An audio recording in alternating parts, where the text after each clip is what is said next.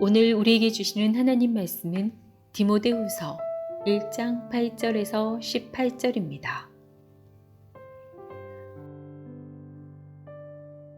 그러므로 너는 내가 우리 주를 증언함과 또는 주를 위하여 갇힌 자 된 나를 부끄러워하지 말고 오직 하나님의 능력을 따라 복음과 함께 고난을 받으라. 하나님이 우리를 구원하사 거룩하신 소명으로 부르심은 우리의 행위대로 하심이 아니요 오직 자기의 뜻과 영원 전부터 그리스도 예수 안에서 우리에게 주신 은혜대로 하심이라.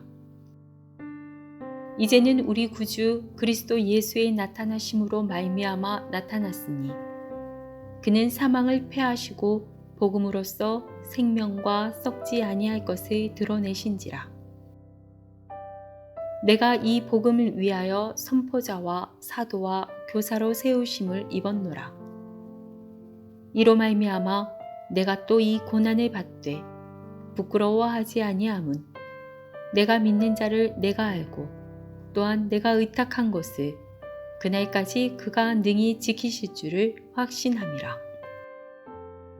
너는 그리스도 예수 안에 있는 믿음과 사랑으로서 내게 들은 바 바른 말을 본받아 지키고 우리 안에 거하시는 성령으로 말미암아 내게 부탁한 아름다운 것을 지키라.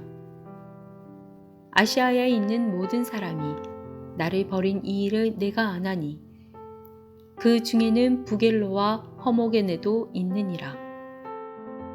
원하건대 주께서 오네시보로의 집에 긍휼을 베푸시옵소서. 그가 나를 자주 격려해 주고 내가 사슬에 매인 것을 부끄러워하지 아니하고 로마에 있을 때에 나를 부지런히 찾아와 만났음이라. 원하건대 주께서 그로 하여금 그날의 주의 긍휼을 잊게 하여 주옵소서. 또 그가 에베소에서 많이 봉사한 것을 내가 잘 아느니라.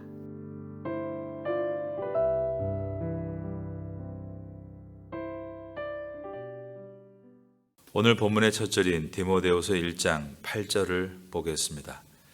그러므로 너는 내가 우리 주를 증언함과 또는 주를 위하여 갇힌 자 된 나를 부끄러워하지 말고 오직 하나님의 능력을 따라 복음과 함께 고난을 받으라.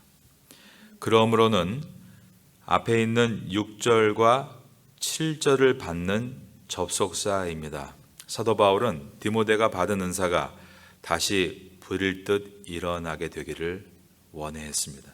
그리고 디모데에게 성령께서 주시는 담대함과 능력과 사랑과 절제가 다시 가득하기를 원하고 있었습니다.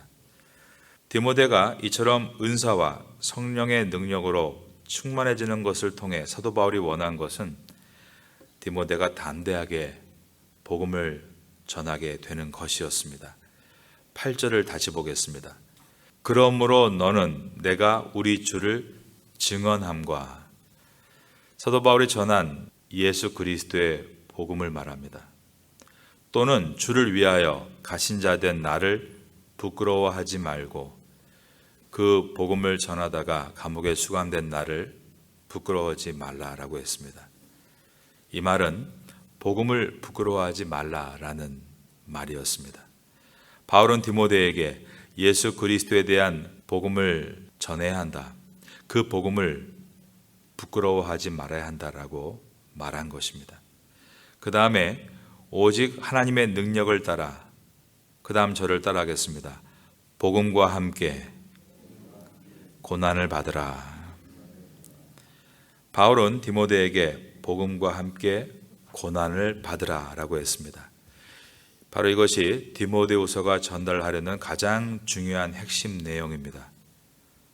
그러므로 앞에서 디모데의 믿음을 외할머니와 어머니의 믿음과 연결시켜서 전통을 이야기하고 은사를 다시 부릴 듯하게 하라라고 말하고 성령의 충만을 입어 능력과 사랑과 절제를 증강시키라고 바울이 말한 것은 디모데가 앞으로 복음을 전하면서 만나게 될 고난을 잘 감내하게 하도록 하기 위해서였습니다.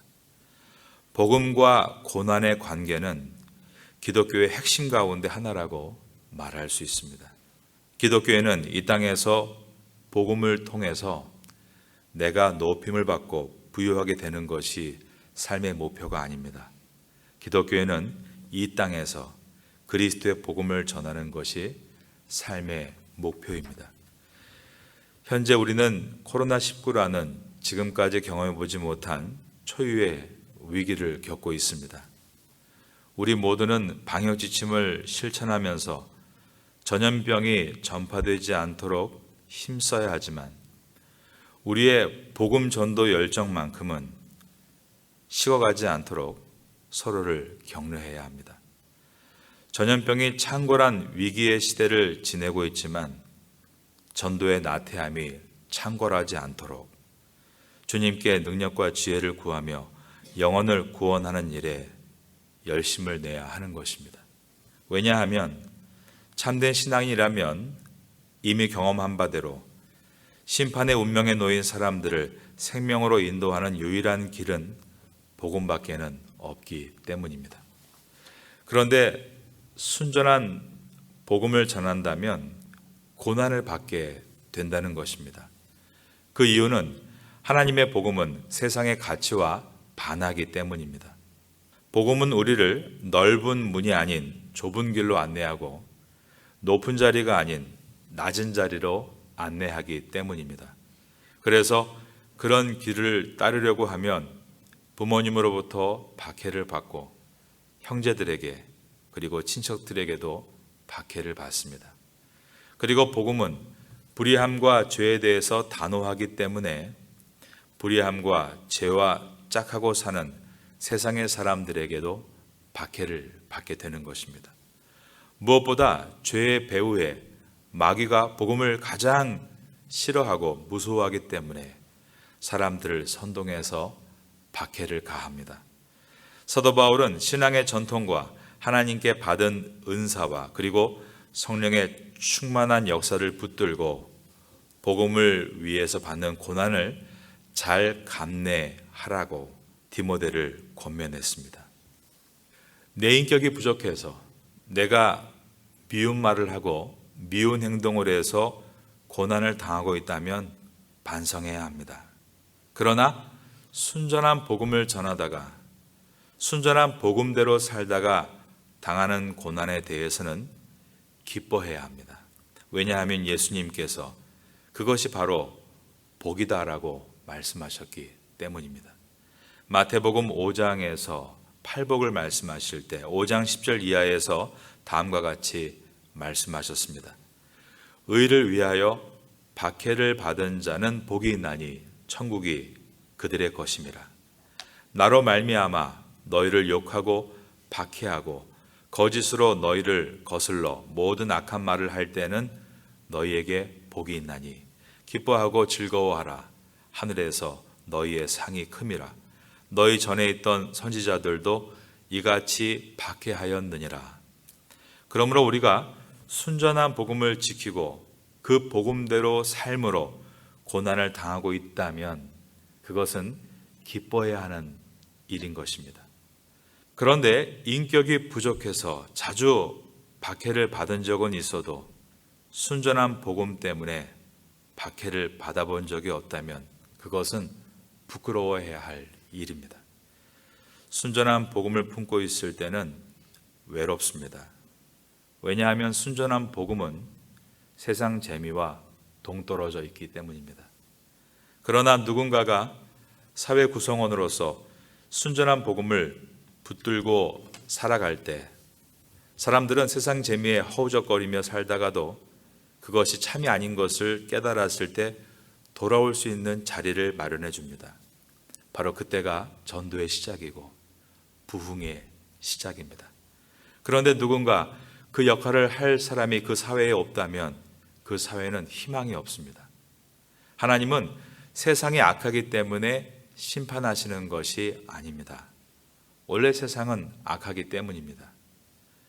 하나님이 세상을 심판하실 때는 의인이 없을 때 심판하십니다. 순전한 복음을 품고 고난을 감내해가는 의인이 없을 때 말입니다. 그러니 여러분이 중요합니다.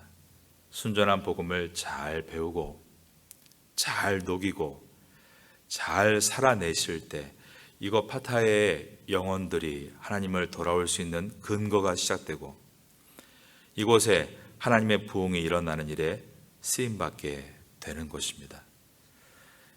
여러분이 그러한 귀한 주의 사람이 될 수 있기를 예수님의 이름으로 축원합니다. 나는 그럴 자신이 없다. 자신을 객관적으로 볼 때 너무 능력이 부족하고 지도력도 없고 연약하기 때문에 나는 할 수 없다. 이와 같은 생각은 자기를 온전히 돌아보고 있는 정직함이다라고 말할 수 있습니다. 저는 하나님의 말씀에 너무 쉽게 할 수 있다라고 반응하고 그리고 나서 쉽게 그 사명을 잊어버리는 것보다는 하나님의 말씀에 주저할 수 있고 신중할 수 있는 것이 더 진실됨에 가깝다라고 생각합니다. 그러나 우리가 할 수 있는 것은 우리의 능력 때문이 아닙니다. 우리를 부르시고 소명을 주신 하나님의 능력 때문이다. 9절입니다. 하나님이 우리를 구원하사 거룩하신 소명으로 부르심은 우리의 행위대로 하심이 아니요 오직 자기의 뜻과 영원 전부터 그리스도 예수 안에서 우리에게 주신 은혜대로 하심이라.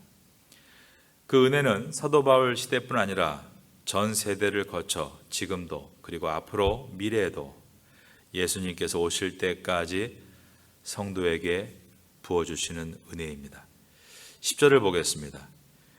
이제는 우리 구주 그리스도 예수의 나타나심으로 말미암아 나타났으니, 여기서 이제는이라고 번역한 헬라어 뉘는 현재를 뜻합니다. 그리고 예수 그리스도의 나타나심으로 해서 이 나타나심으로는 헬라어로 파네로서 이산이라는 단어로 과거 시제가 쓰였습니다. 그런데 이어서 예수의 나타나심으로 말미암아 그 다음에 나타났으니, 이 나타났으니는 또 현재로 기록이 됐습니다. 이처럼 과거와 현재를 모두 현재로 표현하고 있는 것은 하나님께서 우리를 구원하시고 소명을 주시는 사건은 과거부터 현재까지 그대로 동일하게 일어나고 있고 그 은혜는 앞으로도 계속될 것이다 라는 의미입니다. 예수님께서 이 땅에 오셔서 십자가를 지시고 지금까지 하나님께서 우리를 구원하시고 소명을 주시고 은혜로 인도하시는 사건은 계속 이어지는 것이다. 10절을 봅니다. 이제는 우리 구주 그리스도 예수의 나타나심으로 말미암아 나타났으니 그는 사망을 패하시고 복음으로써 생명과 썩지 아니할 것을 드러내신지라. 구체적으로 사망을 패하시는 사건이고 복음으로써 생명과 썩지 않을 것을 드러내시는 사건이라고 했습니다.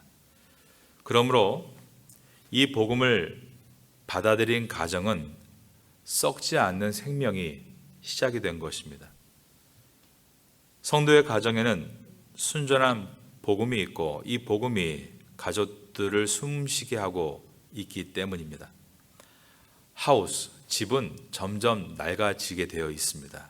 그러나 순전한 복음으로 살아가고 있는 성도의 가정, 홈은 시간이 지날수록 생명이 솟아나고 생장 발전하면서 담장 너머로 뻗은 나무가 되는 것입니다. 여러분의 가정은 이러한 순전한 복음으로 시간이 지날수록 그 생명력이 뻗어나가는 축복의 가정 될 수 있기를 주님의 이름으로 축원합니다. 11절과 12절을 보겠습니다. 내가 이 복음을 위하여 선포자와 사도와 교사로 세우심을 입어노라. 12절을 저와 함께 읽습니다. 시작. 이로 말미암아 내가 또 이 고난을 받되 부끄러워하지 아니함은 내가 믿는 자를 내가 알고 또한 내가 의탁한 것을 그날까지 그가 능히 지키실 줄을 확신함이라. 디모데후서의 핵심이 다시 반복됩니다. 그것은 복음을 위해 고난을 받는다는 것입니다. 사도 바울은 이 복음을 위해서 이 땅에 선포자와 사도와 교사로 세우심을 입었다라고 했고, 내가 고난을 받으나 복음을 부끄러워하지 않는 이유는 내가 믿는 하나님을 내가 알기 때문이고, 내가 주님께 의탁한 것을 주님이 다시 오시는 날까지 능히 지키실 것을 확신하기 때문이라고 했습니다. 그러면 여기서 바울이 하나님께 의탁하다, 헬라어로 파라세케는 무엇을 의탁했다는 것인가? 그것은 바울이 자기의 생명과 자기의 길을 하나님께 의탁했다는 것이었습니다. 바울은 자신의 가는 길을 하나님께 의탁했기에 반드시 자신을 십자가의 길로 승리해 나아가도록 이끄실 것을 믿었고, 그 결과 결코 사라지지 않는 복음이 강한 생명력을 가지고 온 세상을 향해 뻗어나갈 것을 믿었습니다. 여러분도 이러한 확신 가운데 서시기를 바라겠습니다. 사도 바울은 얼마 후에 순교가 있을 것을 예상하고 있습니다. 그러면서도 이렇게 담대하게 권면할 수 있었던 것은 자신의 생명을 하나님께 의탁했기 때문이고, 그분은 복음을 위해 한 모든 수고를 통해 반드시 열매를 맺으시는 능력의 주님이신 것을 바울은 확신했기 때문이었습니다. 그렇기 때문에 디모데에게 다음과 같이 권면합니다. 13절과 14절입니다. 너는 그리스도 예수 안에 있는 믿음과 사랑으로서 내게 들은 바 바른 말을 본받아 지키고, 우리 안에 거하시는 성령으로 말미암아 내게 부탁한 아름다운 것을 지키라. 여기에서 내게 부탁한 이라는 말은 12절에서 하나님께 의탁한 것과 대꾸를 이룹니다. 바울은 죽음을 앞두고 하나님께는 자신의 생명을 의탁한 것이고, 믿음의 아들 디모데에게는 생명의 복음을 부탁한 것이었습니다. 그냥 복음이 아니라 바른 복음을 부탁했습니다. 13절을 다시 보면 너는 그리스도 예수 안에 있는 믿음과 사랑으로서 내게 들은 바, 저를 따라합니다. 바른 말을 본받아 지키고. 이 말은 사도 바울이 디모데에게 전한 바른 복음을 얘기하는 것입니다. 순전한 복음입니다.